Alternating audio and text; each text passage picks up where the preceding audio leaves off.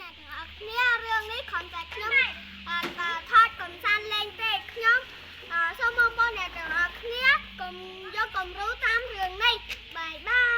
យទៅលេងយាយយើងនៅក្នុងស្រុកខ្លាចអញគេអីមិនផងបើខ្លាចអញមកស្រួលអញអត់វាយនេះអត់ខ្លាចទេអត់តែចិត្តយឺតធំអញចោលទៅលួចជាមួយហែង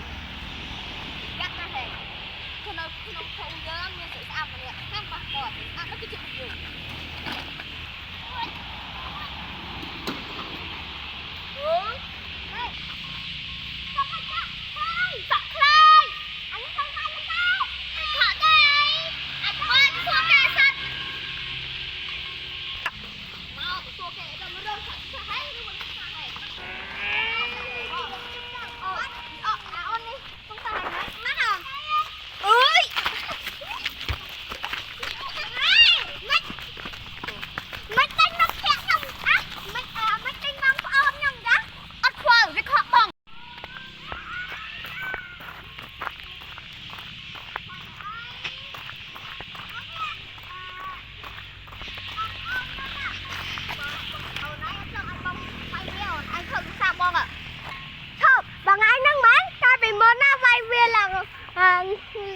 ឡើងចាំមាត់